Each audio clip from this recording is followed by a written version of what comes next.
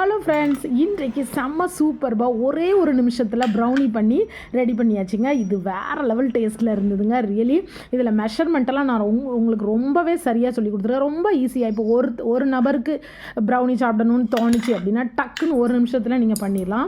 இதில் வந்து மெஷர்மெண்ட்டெல்லாம் ரொம்ப சரியாக சொல்லியிருக்கேங்க. பாருங்கள், கீழே உள்ளது டீஸ்பூன், மேலே உள்ளது டேபிள் ஸ்பூன் அளவில் தான் நம்ம இன்றைக்கு இந்த ப்ரௌனி பண்ண போகிறோம். பாருங்கள், இந்த பர்பிள் கலரும் டேபிள் ஸ்பூனோட அளவு தான்.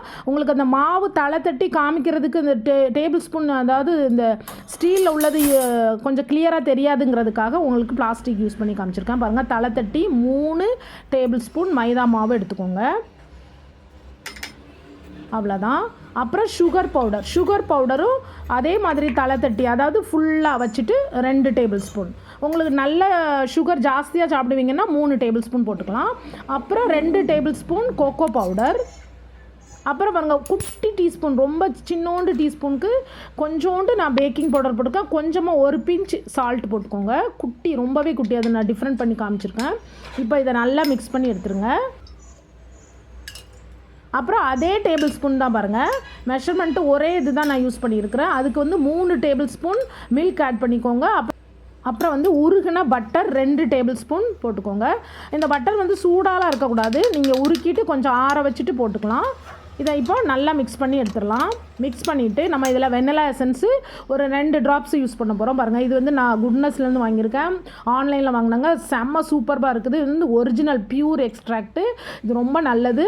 நம்ம வீட்டிலலாம் நம்ம மோஸ்ட்லி கடைகளில் 45 ரூபா 35 ரூபாய்க்கு ஒரு இது வெண்ணிலா எசன்ஸ் கிடைக்கும். அது ஃபேக்குங்க. அது தயவுசெய்து உங்கள் வீட்டில் இருந்தால் தூர போட்டுருங்க, அது யூஸ் பண்ணாதீங்க. நல்ல குள்ளது வாங்கி யூஸ் பண்ணுங்கள். இது 2 இயர்ஸ்க்கு யூஸ் பண்ணலாம். சும்மா ஒரு ட்ராப் போட்டால் போதும்.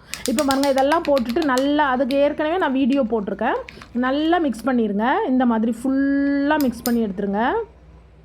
மிக்ஸ் பண்ணிவிட்டு இப்போ நம்ம இது வந்து மைக்ரோவேவ் சேஃபான கிண்ணங்க, அதாவது பவுல். ஸோ அதனால் நான் அது யூஸ் பண்ணியிருக்கேன். மேலே வந்து நீங்கள் சாக்கோ சிப்ஸ் போடணுன்னா போட்டுக்கலாம், எனக்கு பிடிக்காது. நான் வந்து வால்நட்ஸ் கொஞ்சம் மேலே போட்டிருக்கேன். அவ்வளோதான். இதை நம்ம இப்போ ஓவனில் ஒரு நிமிஷம் தாங்க வைக்கணும், அதுக்கு மேலே நீங்கள் வைக்கக்கூடாது. ப்ரீ ஹீட்டட் ஆகுன்னா 1 நிமிஷம், ஒருவேளை நீங்கள் ப்ரீ ஹீட்டடாக இல்லை அப்படின்னா ஒரு 2 நிமிஷம் அந்த மாதிரி வச்சுக்கலாம். அவ்வளோதான். அதுக்கு மேலே நீங்கள் வச்சிடாதீங்க, நல்லாவே இருக்காது. கரெக்டாக ஒரு நிமிஷம் ப்ரீ ஹீட்டட் இல்லைன்னா மட்டும்தான் 2 நிமிஷம். அவ்வளோதான். ரெடி ஆகிட்டு செம்ம சூப்பர்பான ப்ரௌனி நம்ம வீட்டிலே பண்ணிவிட்டோங்க. செம்ம டேஸ்ட்டில் இருந்தது.